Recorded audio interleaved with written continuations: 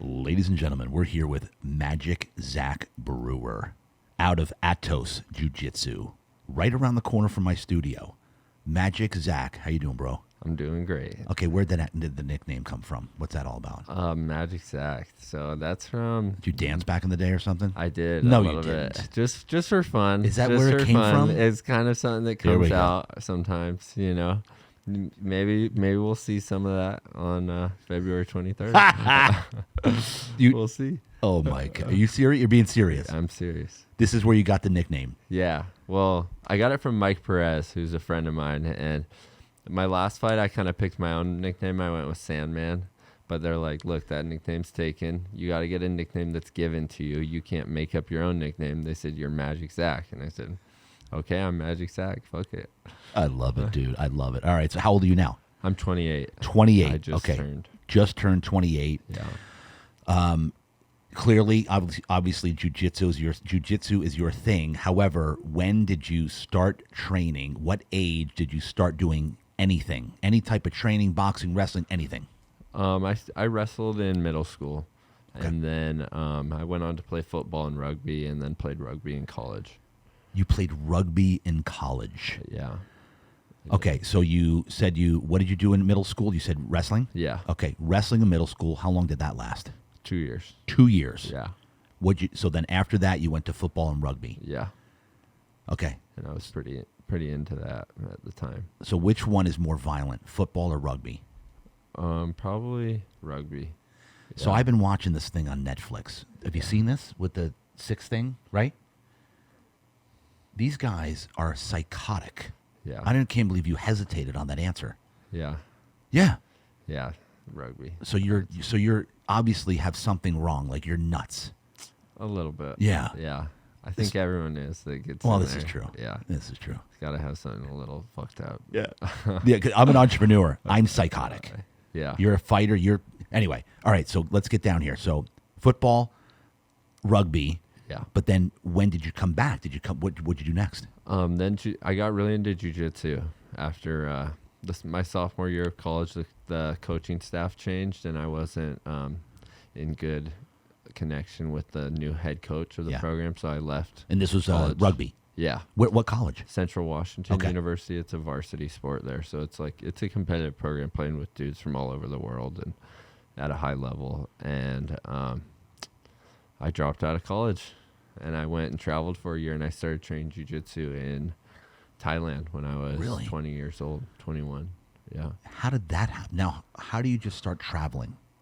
At the time, it was just kind of, a lot of people were taking a gap year, and it was just what seemed like the right next step. Okay, let's go back to childhood. How was childhood? How was your upbringing? Parents? Anything crazy going on? I had a great childhood. You did? Yeah. I can't turn to like something and be like, this is what made me want to be a fighter, Yeah. But Right. yeah, I had a great mom. Oh, that's especially. great. Yeah. Oh, And that's dad. Yeah. Both. Yeah. That's Yeah. awesome. So, Yeah. okay, so you're in Thailand. Yeah. Okay, hold on. Why are you traveling? Wait, hey, let me just go travel around the world. At the time I was traveling with my girlfriend. We're no longer together as of like 3 years ago. Okay. But yeah, just to go, go experience. I lived abroad for a year. I was in Thailand, Australia, South America. And everywhere I went, I trained. I had seen the Hickson Gracie documentary, Choke. Yeah.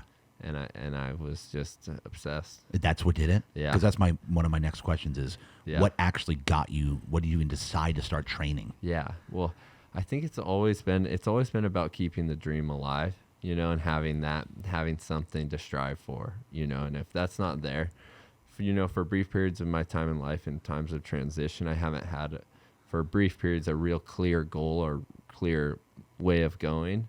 And that's when my life tends to, become chaotic. And so were you in Thailand when you saw this documentary? Yeah. That's when you saw it? Yeah. It's on YouTube. And then you're like, you know what? I'm going to find a gym in Thailand. Yeah. That's how bad I want to train now. Yeah. And I started going every day. So what was the gym over there? What was it called? It was called Chiang Mai Jiu-Jitsu.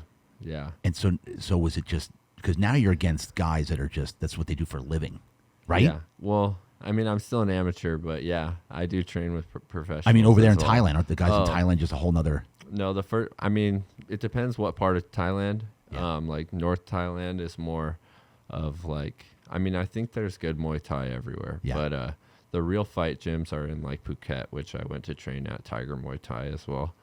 But yeah, And that was in Thailand? yeah. How crazy was that? That was. I mean, that gym's like that gym's huge. It's like a Walmart, you know. And at the time, it's not like I was like one of their guys per se. So it's not like I wasn't really getting a whole bunch of one-on-one coaching like I am now. Yeah. Now I'm getting really, really good coaching. A lot of that. And so you loved it immediately. Yeah. Loved it. Yeah. And what was it that you loved most about it? Like, why did you love it? I know you said keep the dream alive, but Yeah. what was it that right away you took to it and was like, man, I dig this? I think it was the friendships, the relationships that come of it. And then also just like when you go and you train and then you're done for the day, you just feel like such a weight is lifted kind of off of your psyche. So I think it's become kind of a, you know, physical, mental, spiritual journey. Yeah. Yeah. Big time. Yeah. So from Thailand, you came back to the States? Yeah. And then Well, from Thailand, I went to Australia and lived there for 6 months. And then I went to South America. And then I where'd you came live in back. South America? Ecuador. Ecuador. Okay. Yeah. I was only there for a month, but And you trained in each place? yeah. You didn't stop training? No. Were you training like every day? Yeah. Pretty much. And this was all Muay Thai or No, I was only doing jujitsu. only jiu-jitsu? Yeah. Oh, I wasn't okay. even thinking I was gonna fight MMA at the time. I was just loving jujitsu. Then you came back here, Yeah. and then give me the progression there. When did you Then flip the switch to? I came back here. I was in Washington State, where I'm from, and I wanted to train with the best, and so I wanted to come to Atos to do jujitsu here. Well, that was like 5 years ago. 5 years ago. Yeah. Here's the craziest thing about this, and I just remembered this right now. My first location for Real Deal Mattress, Real Deal Sleep now it's called, was in that building. So where you're training was my showroom. Seriously, I swear to That's God, crazy. 4810 Mercury, Yeah. right? That's the Yeah, address. That's it. Yep. Yeah. Right there. I didn't remember until just now. That's Wow. my old first location I ever started this business in 20 years ago. Wow. So he came in after I left there in 2000. I don't remember at this point. So Uh-huh. you've been there 5 years. Yeah, I mean, I've had 3 knee surgeries. Yeah. Since then, Yeah, I have. So all happened doing jiu-jitsu? yeah, yeah, Wow. yeah. All meniscus.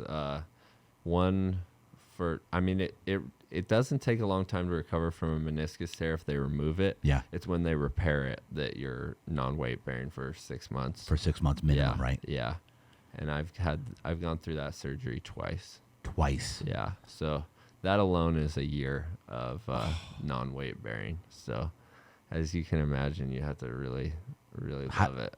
Talk to me about the mentality of when you were in recovery, non-weight bearing. What did that do to your mind? How did you get through that?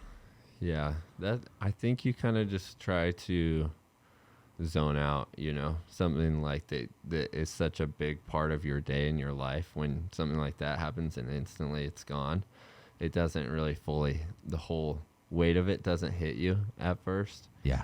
And over time, I think it just makes you want to train smart so that if you're going to get injured, it's got to be in that cage, you know, you got to be healthy. And, Not in training. yeah, not in training.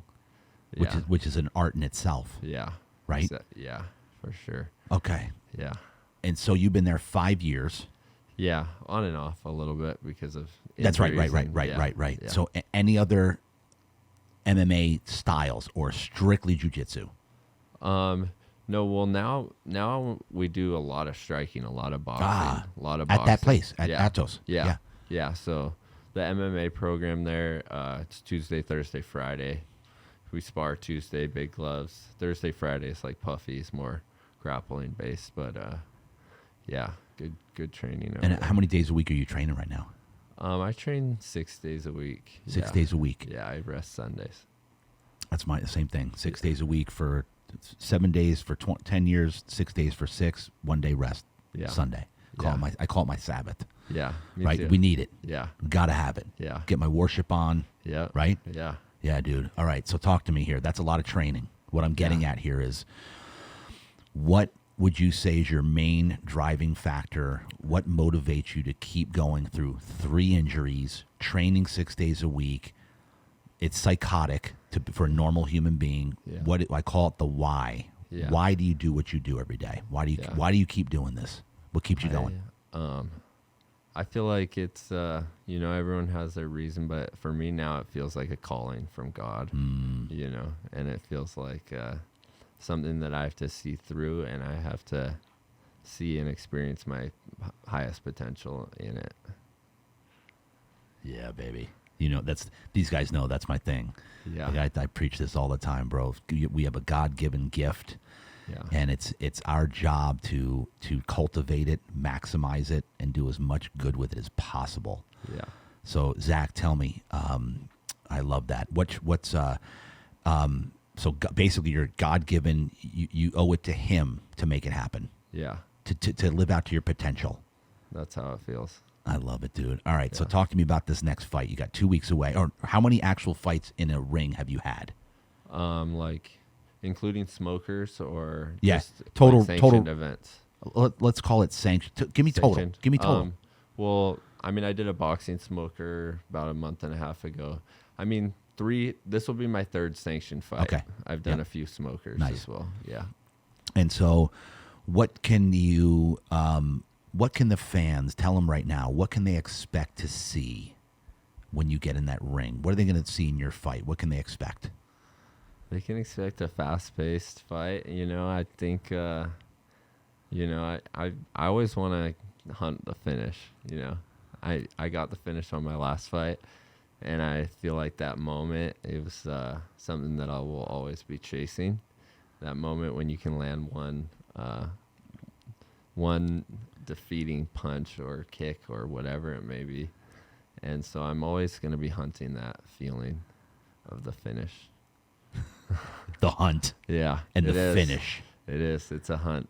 Yeah. I love it. Yeah. Who's your favorite? Who's your the favorite fighter in history? Like, is there someone you admire or maybe model after or inspired by? Yeah. I appreciate, I really like Justin Gaethje. I think he's a great fighter to watch. I like that he has that wrestling background, but has literally never shot a takedown in any of his fights, and it's just an absolute brawler. I like that. I like Dustin Poirier. I like his style, how he stands in the pocket and just throws. I like entertaining fighters. I like fighters that keep the fights on the feet more so. Yeah. I think the fans want to see people exchanging on the feet. That's what everyone kind of wants. Yeah, totally. So I like fighters that do that. And do you plan on having a little bit of stand-up going on, a little bit of striking, maybe? I mean, yeah, we'll see where it goes. I'm ready for anywhere, but yeah. And how much, you said you had great parents, right? Yeah. Great child, great parent. How much do your parents motivate you? How much do you fight for them? I mean, I love my parents, but my parents don't want me to fight. So I honestly, like, my mom doesn't even know I'm fighting, because. Are you serious? Yeah, she doesn't, it doesn't help anything for her to know. She's just, Does Dad know? Dad knows. Yeah. So he doesn't tell her either? As of now, I don't think so, but I did slip up. I wasn't even going to tell my dad, and then I slipped up and told him because I had told another friend I was fighting, but I like to keep it low key, It's like it's a fight. It's not like a basketball game. It's not for everybody's eyes. It's not just like, "Hey mom, come watch me fight." It's like, it's different. It's fucking crazy. Yeah. Yeah. So Magic Zach, you're telling me that he wants to keep it low key as we're on an interview in a podcast office and going to be projecting this all over social media. Yes, no big deal. It's nothing.